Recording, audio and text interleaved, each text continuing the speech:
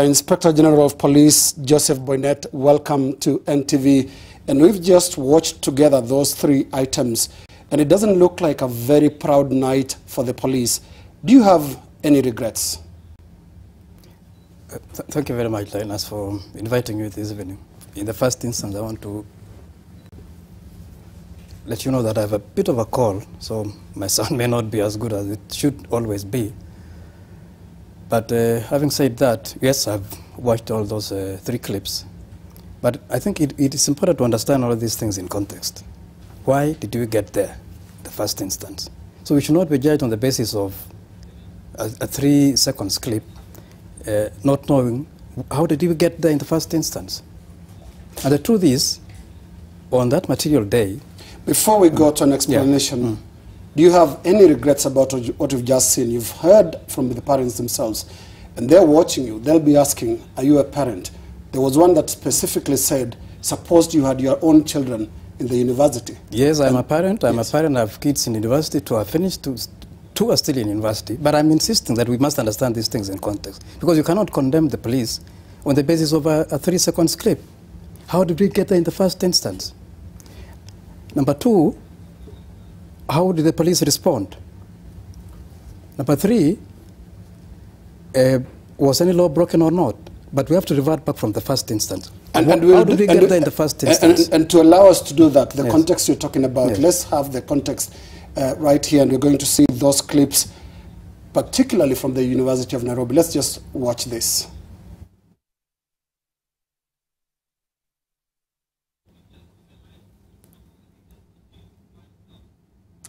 These are the pictures, Inspector General Boinnet. What is the context? The context is, there was a very serious crime committed along State House Road, on the lower part, in the neighborhood of Mamlaka and the halls of residence of the university. And there was also serious blockage of traffic along Uhuru Highway and Wayaki Way. And we were, as required by the law, expected to move very, very fast and restore normalcy. Now, number two, if you allow me... let's go by stage by stage. You say roads were blocked. Yes. But what we are seeing here, the pictures you're watching, are policemen beating students in halls of residence. And in fact, one of the clips there does show students lying on the floor of the architectural department of the University of Nairobi. No, I'll not allow, that is far from the road. The police condemned and hurt. That is far from the road. Listen to me so that I can explain how we got there. I said the roads were blocked, motors were being stoned, and I have pictures also that I can avail if you wish, of a border person hit with a big stone on the head, almost killed. And we also got information that there were rogues who were masquerading as university students who had gotten into the halls of residence. Now, how we got into the halls of residence and sadly into some classrooms was upon the invitation of the university itself, by the security department, as well as by higher up in the university, that we have a serious situation in part of the campus, and you need to help us sort it out. And as police, and as Inspector General, the only way you'll prove what you're saying is by producing the suspects and taking them to court. And do you have any? I'm getting to that. And I said we were invited by the university administration and the security department that they have a situation in the university. So we got there and calmed down the situation, stopped the stone throwing, and we needed to take robust action in getting to know who was a crook and who was not. I would like to know what you're referring to, calming down the situation. What we are seeing is policemen frog-marching students, making them to lie on the floor, some are being beaten. That doesn't look to me like calming down a situation. That was part of calming down the situation, because the situation was calmed and stone throwing stopped. And number two, and which in my view is extremely important, yes, we have the constitutionally granted freedoms and rights. But these rights and freedoms come with responsibility. You cannot enjoy these rights and freedoms to protest or picket by throwing stones and molesting other people. It's not right at all. IG, you spoke of context, and I would like you to stick to the context. The context we're discussing right now is the images we are seeing from the halls of residence outside the classrooms, as you can see over there. What happened after that? Do you have anybody who has been arrested? I was coming to that one. Having stabilized the situation, we are now at the stage of investigating to know who did what. And if, on the part of ourselves, some of our officers overstep the line that is required under our disciplinary code, and in the rules, even under the law that enable us to calm down those kind of situations, we will certainly take action. And only even on the part of the students, because we are reviewing lots of footage, we will certainly be taking action. But footage you are reviewing, you cannot admit liability on what you are seeing already. We've seen students being beaten up by policemen.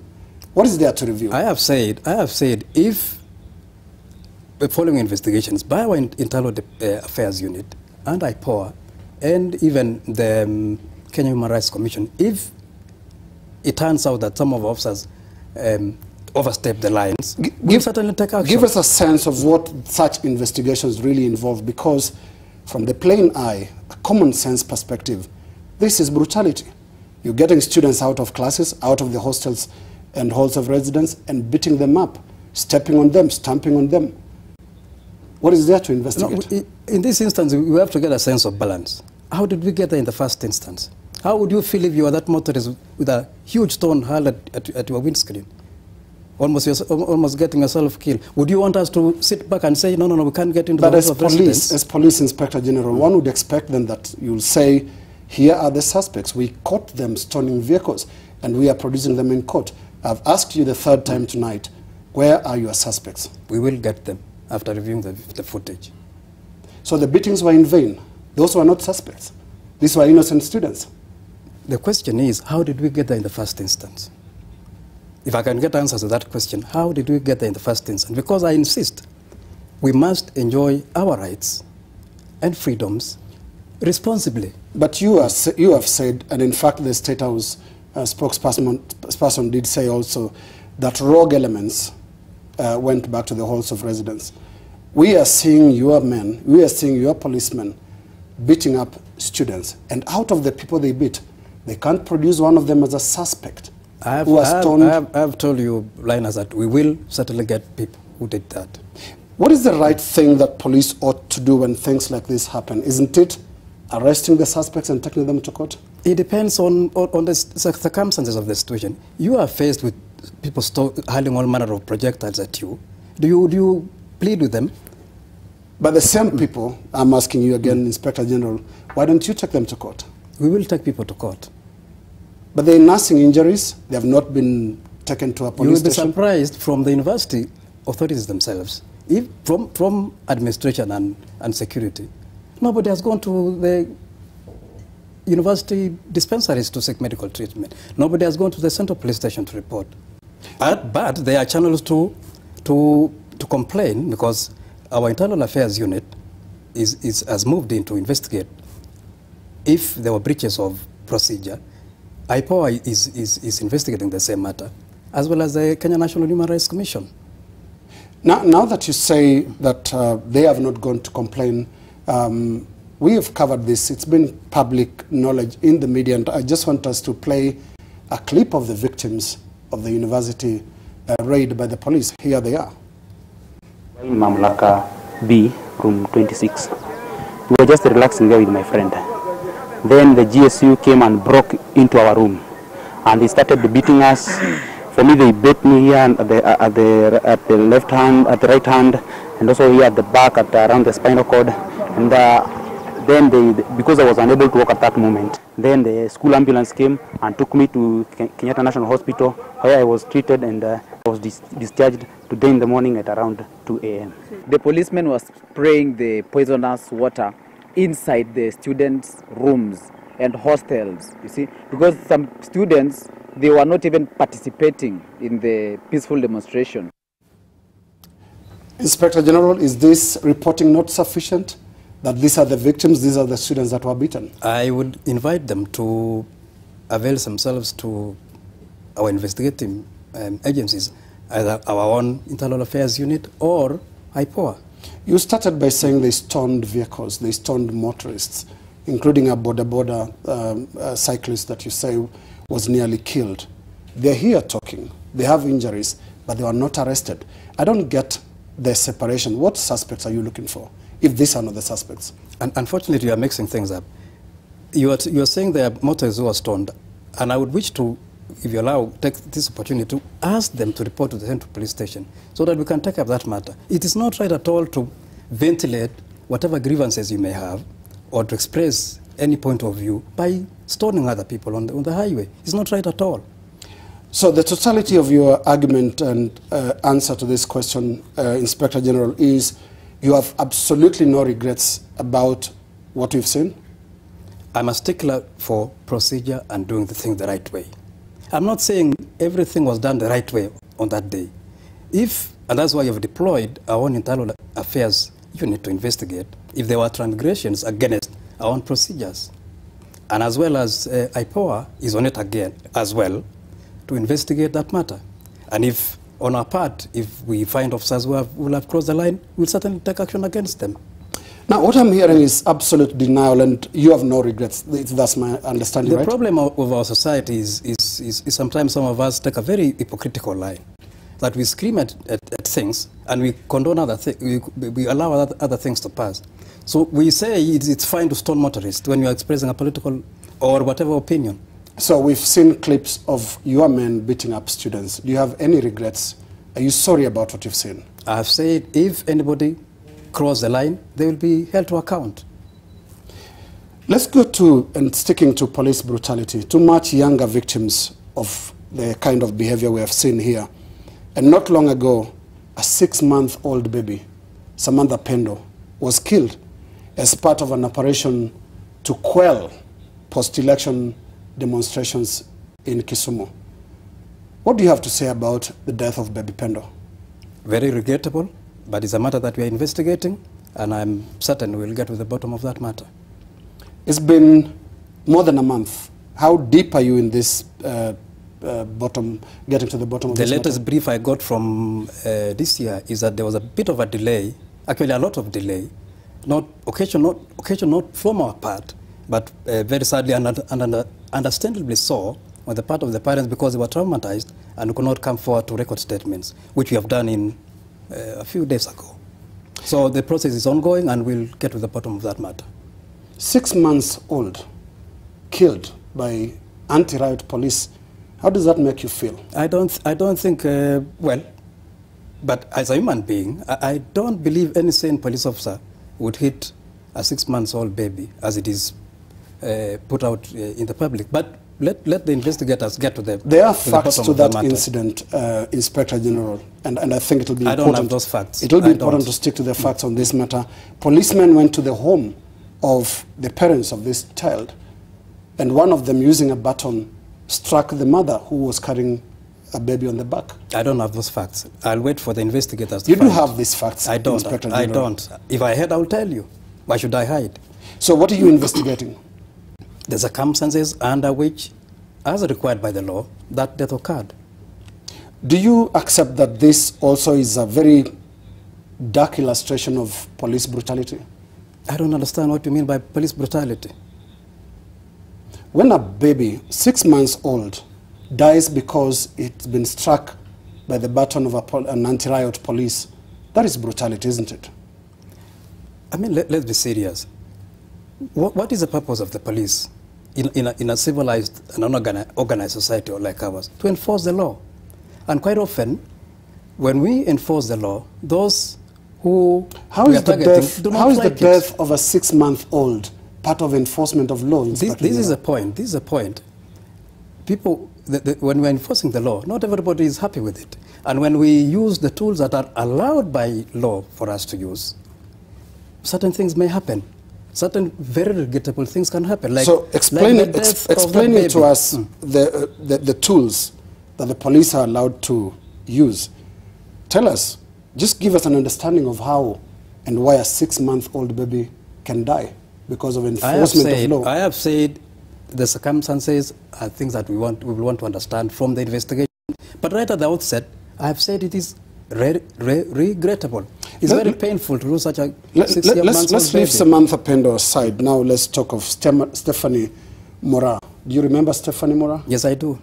How far is that matter? Has the policeman who fired the shot that killed her been arraigned? We have two versions of the same circumstances. My officers tell me they were running after an armed fellow who was hiding in a crowd, who fired that shot that hit that baby. But folks around that locality say it was a policeman. So that's a matter that we're investigating to get to know, was it one of us or was it a criminal? Inspector General, this child was not in a crowd. She was playing on the rooftop. No, you didn't get me building. right. I said my officers have reported to us that they were running after someone who was armed in a crowd that was part of the demonstrators. And then a shot rang out, hit the baby on the balcony. I didn't say that the baby, the girl, unfortunately, passed on, and we really regretted, was not part of the demonstrators. She was in the balcony. And so what are you saying about this? The police didn't do it? I can't say it is either a police officer or a criminal. I don't have the facts now. But it's a matter that we're investigating. We've tackled three issues. Brutality in the University of Nairobi. We've spoken of Samantha Pendo, 6 months old, dead. Spoken of Stephanie Mura, 9 years old, class 4, dead. In all these three, you're saying you don't have any facts. You are saying you're still investigating. You're not sounding very accountable, Inspector General. What makes you make that conclusion? Some of these cases are very old. You ought to be having the answers. Don't you have the answers to some of these cases? You know, these things are not, you don't go and pick like picking fruits from a tree. You have to, it has to be meticulous and done in the right way, so that when you pin down someone, you have the facts and the evidence to pin down that person. For instance, we certainly cannot be held to account for the delay in the investigation of that sad incident in Kisumu, because the parents were traumatized and they were not in a position to record statement to the police. We could not go and tell them, you must do it now.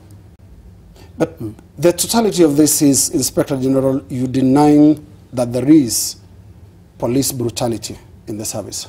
Let me tell you, my dear friend, Linus, you know, we police, and I've always insisted to a number of colleagues in other fora, that we are policing a Kenyan society, as it is. And you know the way some of us behave. Now, let's talk about those that really don't even have a choice in behavior. And I'm talking of cows in Laikipia. Why would policemen shoot cows? Policemen have not shot cows. Policemen have responded to fire coming from gunmen hiding amongst animals. What do? You keep quiet and say, I can't shoot back because I can see a cow or a goat? You can't certainly do that. And you have a responsibility to protect the innocent, to protect innocent owners of property whose land has been invaded by people who don't care about the law. I must say this is a startling claim, Inspector General, that people are firing from a herd of cows. Go ask those folks there. They will tell you the truth. Right. I want us to move to the next issue. If you allow blindness that I can clarify in a jiffy about that matter. The cows? Yeah, about the cows. Okay. It's not that it is in every instance that people are firing from amongst animals, but in every instance where there's been a fatality, including cows, sadly, and as a pastoralist, I get pain when I see a cow killed in those kind of circumstances. But it is equally wrong for a herder to hide amongst livestock and begin firing at the police. And we have lost quite a number of police officers in those circumstances. Now, Inspector, actually, before I just leave that issue of brutality, maybe coming to the history of the police, and there is this element of collective punishment that finds its roots in colonial rule, where policemen would come to villages where suspected Mau are hiding and punish everybody. It's a habit that the policemen seem not to drop, despite the Constitution of Kenya, despite Chapter 4 of the Constitution. No, we don't apply collective punishment. It is individual responsibility in accordance with the law. You will force me to go back to the tape again of the University of Nairobi. Did that look like individual responsibility when you forced students some of them carrying books, some of them who are in the library, some who are in the halls of residence, to one place and beat them up. That's collective punishment, isn't it? I said, if someone breached our own disciplinary record and our own procedures of dealing with violent situations, that officer will certainly be held to account. You know, because we do not condone collective punishment as you have described. Let me tell you, the interpretation by some Kenyans, a good section of Kenyans, when you say we are investigating, is you're not going to do anything about it. No, that's not true. That's not true at all. Many would be startled that you actually denying how illustrated the video clips are. No, I insist we must get everything in totality. You cannot pass judgment against a whole National Police Service. So what you've seen so far, of a few seconds, with what you've seen so clips. far, IG, you find nothing wrong. I'm saying, I'm not saying I'm not finding anything wrong. I've said there is certainly something wrong, but we have to see everything in totality, in the entire context. How did we start? How did we get there? And how did it end? So that when you pass judgment, either against a police officer or a student or any other person for that matter, you're not punishing someone for no reason at all. Let's now hear your views, Inspector General, about demonstrations and the right to demonstrate. And what we've seen, especially around every election, is the identification of so-called hotspots. And there, for this election, there was Kisumu, there was Mathare, there was Kibera, there was Mombasa. Basically, traditional strongholds of opposition politics. When your accusers say the police are partisan, and then list the hotspots as all being opposition strongholds, don't they have a point? They don't have a point at all.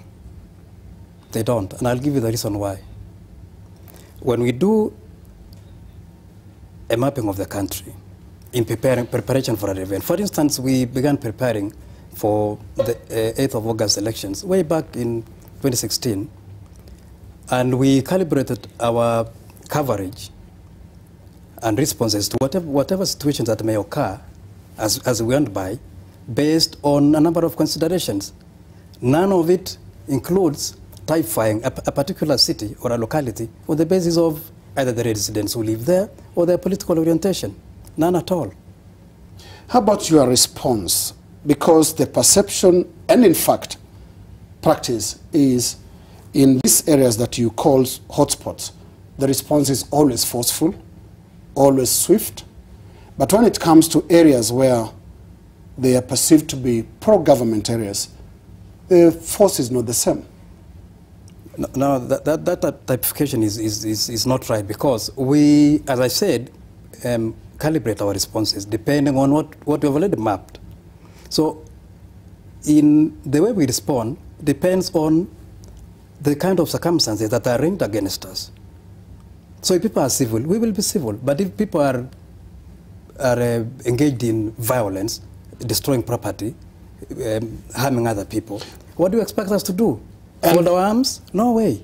And you say you will be civil, and indeed the police were quite civil when the Supreme Court nullified the presidential election. We didn't have any incidents. Weren't we civil? How do you explain? Were the people very civil? The people were.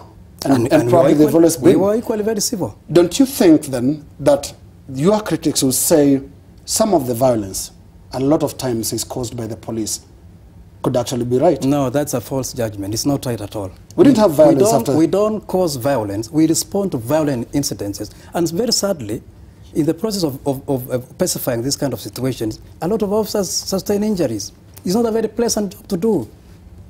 It's not a pleasant job to do, but it's a responsibility that we have sworn and taken oath to do, and to do to the very best of our ability. So what do you attribute the fact that we had a lot of peace on the 1st of September? There was no violence when the Supreme Court nullified the election. Of course, it is plain for everybody to see. There was no violence, and there was no reason for us to use any measure of force at all. There was no reason at all. Right. And I'll give you another example as well. The other day when there was a demonstration in Kisumu, people assembled, they marched, they were addressed by the governor, and they dispersed peacefully.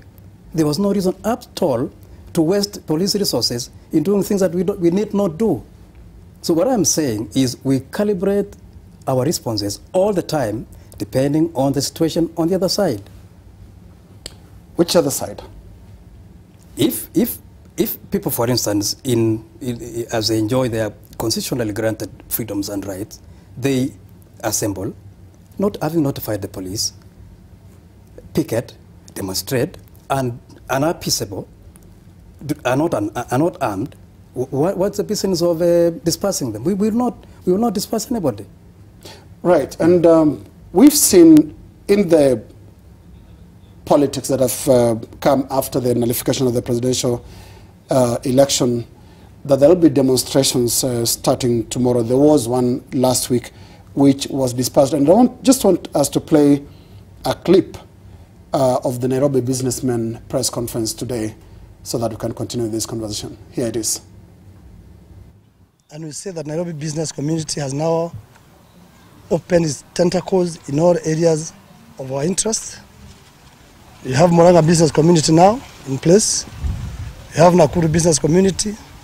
You have Laikipia business community.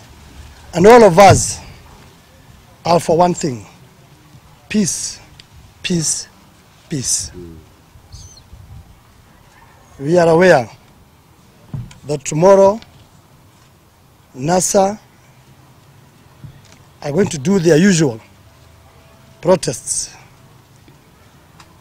Again, we tell them, tutakuwa huko, huko, huko.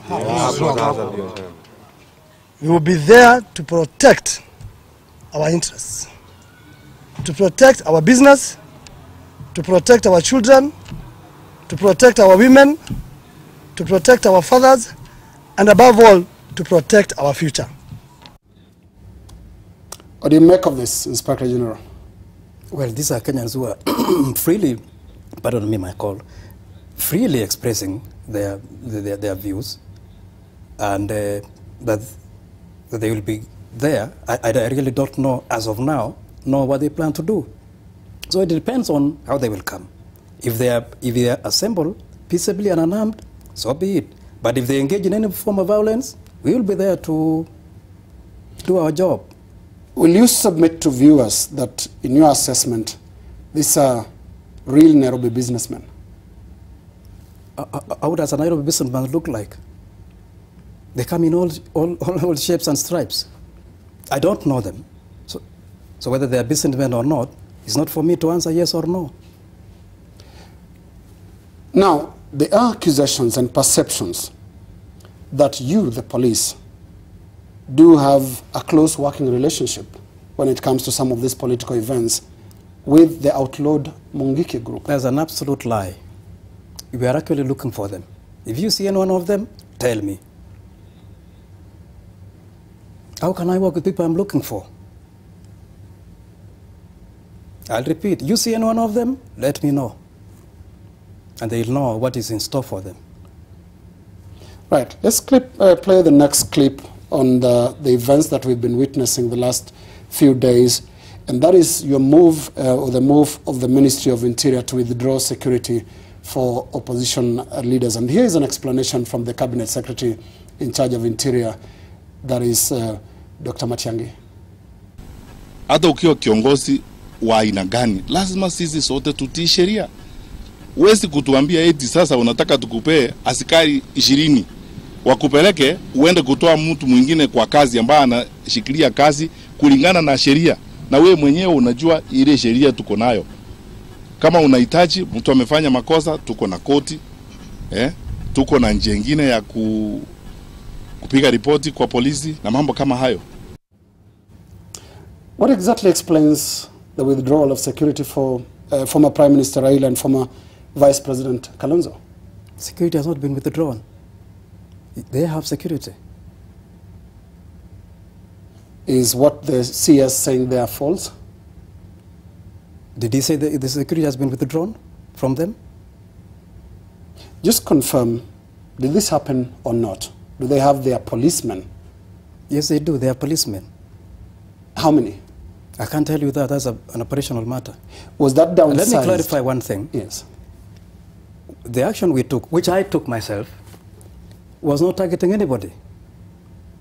We are at a period where we have a new parliament in place. Several of them lost seats. And when the new MPs were sworn in, so we had a big lot of them that lost out, as I said, when we wanted to get security from them, plus other personalities who enjoy state security. So we wanted to rationalize deployment of officers. And that has been done. If it affected someone and they feel aggrieved. So explain with a little more clarity what exactly transpired, because it's getting us a bit confused when you say security has not been withdrawn, when your earlier statement was, and even right now you're talking of rationalization. What exactly has happened? Rationalization, if I can explain, was in terms of numbers. But as to how many who has, I can't tell you that, as I said. So what have you done exactly? Have you cut down the numbers? Rationalized numbers to be in consonance with the threat level. This is likely, and it's been actually interpreted as a political blow. I'm not a politician, so I can't make political explanations to anything. Are you suggesting you're non-partisan Of as course, a police I am. service? Yes. Yes, I am. Right. Talking of non-partisanship, the Supreme Court did find that there were illegalities and irregularities that were committed in the election of August 8th. And for that, the presidential election was nullified.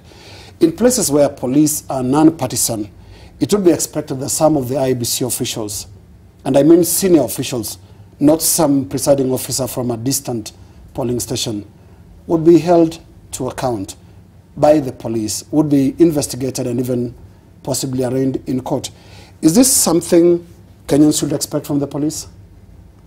Well, I can't tell you who will finally end up in court, but as a matter of fact, and that's the truth, is that matter was referred to the DPP, who was written to us, asking me and the ESCC to investigate that matter and revert back to him as soon as possible. And that's a matter that is live as we speak. How is that going? I don't know. I have to get it from the investigators.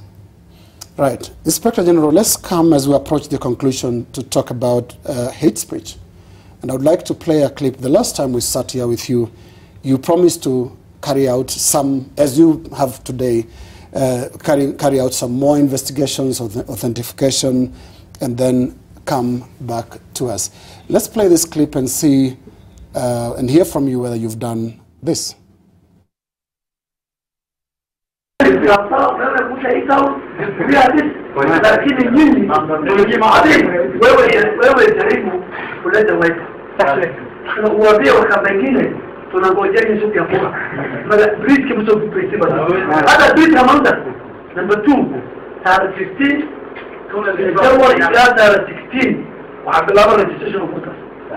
nataka wewe upange hawa vijana 5 kwa kila polling station.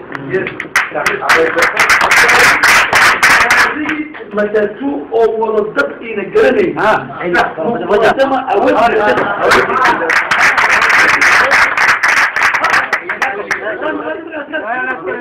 kama unataka MP si lazima utumie kura ya kaunti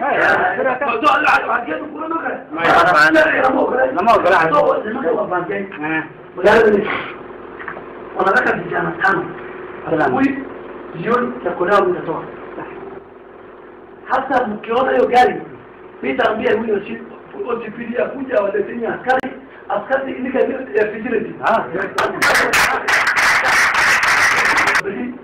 tunaenda kukana county commander OCPD na mtazidi na watu juani na nitaambia hawa hata huyu kama solution kama sasa mwambia wewe jaribu wana wa mbali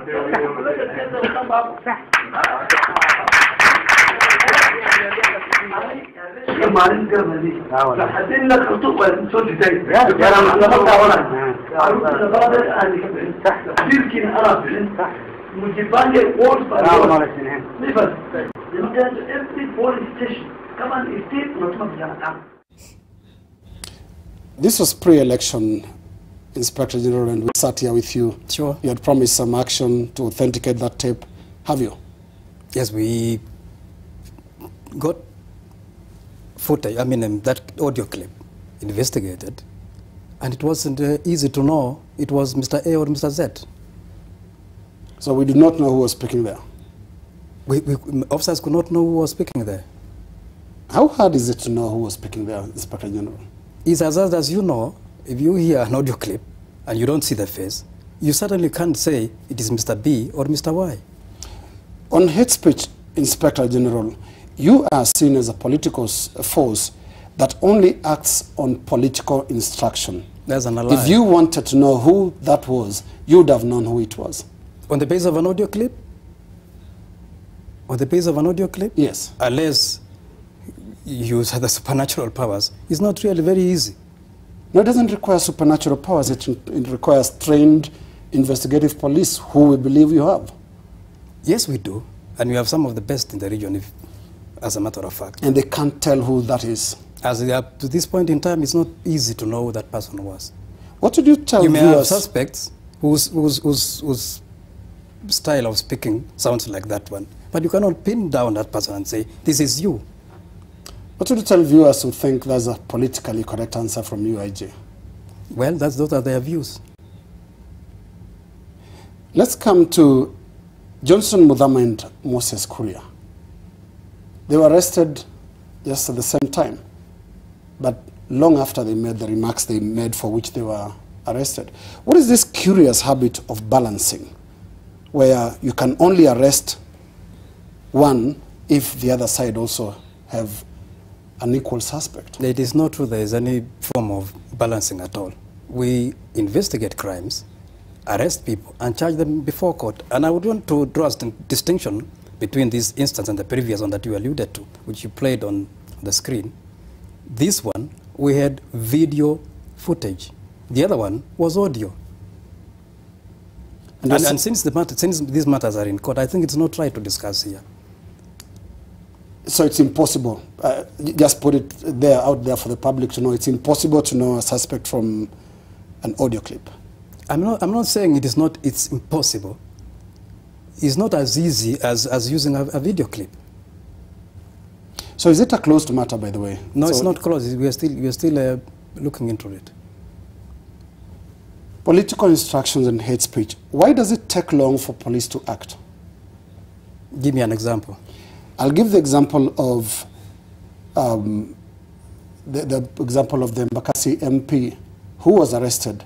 But then, on a second thought by the police, a second charge was brought of an offense that was committed in August. Well, you may not know the circumstances under which investigators do operate in many of these instances, because you have to be meticulous in your work, put up the file, and you see, and unlike in the past, where we would arrest people and take them to court to be prosecuted by one of the prosecutors, that was a different arrangement. Now we have lawyers working with the DPP who are meticulous in their work and ensure that files that are ready to be presented before court have solid evidence. So we take time to ensure that we have a realistic possibility of having someone convicted on the basis of evidence that we have. So that's why sometimes some of these things take a bit of time. Sometimes we are very swift on the basis of what we have seen. Depending on the politics, you can be very swift. Absolutely none at all. None at all. Far from the truth. Right. In conclusion, Inspector General, I haven't received a lot of answers from you tonight. And let's try this again. The murder of Chris Msando, the IT manager at IEBC. Any progress? Yeah, quite commendable progress has been made. A number of people have been arrested. And a lot of work still continuing, but a number of people are still being sought. I think that's how much I can say at this point in time on that matter. Still a very live case, and officers are still at it. And we picked on the best to deal with this matter. Maybe, Inspector General, in conclusion, I will allow you to speak to us a bit about the independence of your office. it is constitutionally an independent, one of the independent offices. But are you convinced the police do carry out their duties like an independent body ought to? Yes, I am convinced 100%. I never receive instructions from anybody to do A or B or C. We do everything in strict conformity with the law. And permit me to say one other thing, as you said in closing, just to appeal to our people. Let's avail ourselves of the freedoms and the rights allowed to us by the Constitution, but let's do so responsibly.